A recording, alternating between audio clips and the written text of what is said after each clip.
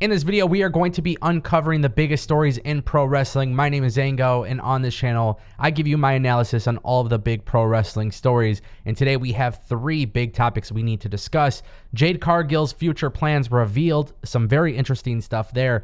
Also, WWE interested in a AEW wrestler, one that hasn't been mentioned in the past. And then, of course, we got to talk about a potential massive WrestleMania match for Austin Theory.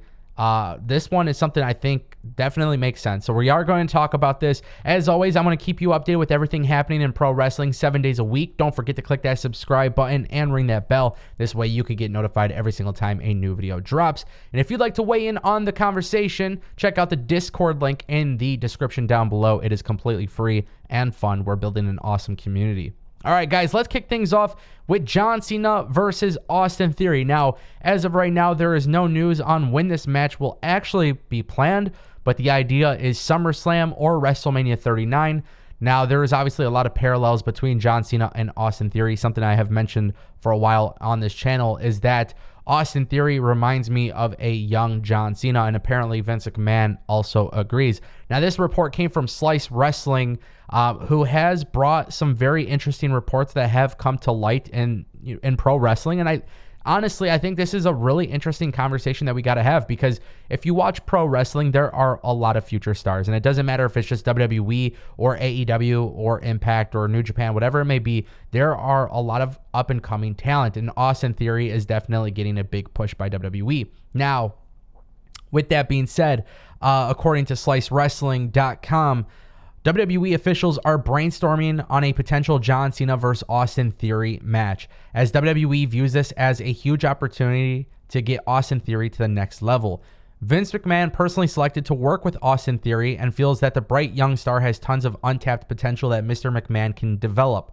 Vince McMahon also believes that Austin Theory is the second coming of John Cena. Vince McMahon wants to push Theory to the moon and establish him as one of the top stars of WWE's new era. And WWE officials are discussing John Cena to take place against Austin Theory at a major premium live event such as SummerSlam or WrestleMania 39. Now, with that being said, this could be looked at as a passing of the torch, and honestly, this does make a lot of sense. If you are one of the people that say WWE does not create stars, well, I think you need to look at this as a perspective, from the perspective that WWE could potentially create a new star here. Now, with Austin Theory, we have seen him when he was aligned with Seth Rollins. Then he went back to NXT, joined Johnny Gargano and Candice LeRae and Indy Hartwell in The Way. And then he went back to the main roster, and he's kind of got the Tyler Breeze taking selfies gimmick. He's disrespectful. But honestly, as time goes on, I do see a lot of parallels to him and John Cena. And I think the Austin Theory that we see today on WWE's television is not necessarily the Austin Theory that will be the big star. I think this will evolve into something. I know sometimes I get criticized for being the guy that says let it play out, but I do let things play out. And I think Austin Theory is something to see, in the long term. I don't think anything immediately is going to change my opinion on him. I think he's going to be a big star, but this gimmick that he has right now, for me, is not personally the thing that I feel will work for him. It's just like John Cena. Dr. Thugonomics was cool, but in order for John Cena to really become a star, he had to transition. And I think that's why I see the parallel. John Cena versus Austin Theory would be a very, very interesting match. It would also be a very big WWE style match. And hopefully things work out for WWE in this regard, because John Cena losing to Austin Theory would be really, really massive when you really think about it. All right, guys, another report that came from Slice Wrestling, which I just thought this was a fantastic report. Whether this is true or not, it's just amazing stuff. We got to talk about Jade Cargill. And the reason why I want to talk about this is because on the Ango Show, which if you guys are not familiar with what the Ango Show is, it's my live show where I talk about pro wrestling shows as they go off the air. And I talked about Jade Cargill and how AEW has done a very well job with Jade Cargill. They have. Now, Slice Wrestling had reported today that AEW officials are discussing Jade Cargill to remain undefeated and then relinquish the TBS Championship belt and then become a contender for the AEW Women's World Championship. Now, there are some backstage plans and details behind this. AEW is discussing for Jade Cargill to acquire more victories under her belt before moving on to the bigger goals. The current plan is for her to remain undefeated and then relinquish the belt. The idea here is obviously to have her climb up the rankings and then have her contend for the championship opportunity against Thunder Rosa, who is the current champion. Tony Khan is adamant about making Jade Cargill a huge star and wants her to be on the level of Britt Baker. Tony Khan and Kenny Omega is continuing on plans for Jade Cargill to become one of the more prominent figures of the AEW roster. I'm not sure where this Jade Cargill hates comes from. I've been saying this on my live streams on the Ango show. I think AEW has 1,000% to a T absolutely have gotten it right with Jade Cargill. And it's not about being a good wrestler. I know it's called All Elite Wrestling, but I think you have to be more than just a good wrestler. I think Jade Cargill, first of all, she's improving in the ring, which is awesome, which we all know at this point she is working with Bryan Danielson to get better. But at this point, she's got the package. She looks like money. And at the end of the day, that's what you're looking for if you're Tony Khan. So it's the right move. Everything they've done from the beginning till now, I literally don't think they've gotten anything wrong. As time goes on, she'll even get better in the ring. If I'm AEW, and I think Britt Baker, I think very highly of Britt Baker as well. I think her work is fantastic. But I think Jade Cargill needs to be that top star in AEW. Regardless if it's male or female, she needs to be up there, right? You got your Chris Jericho, you got your Kenny Omega, you got your Jon Moxley, you have your CM Punk, you have your Bryan Danielson, right?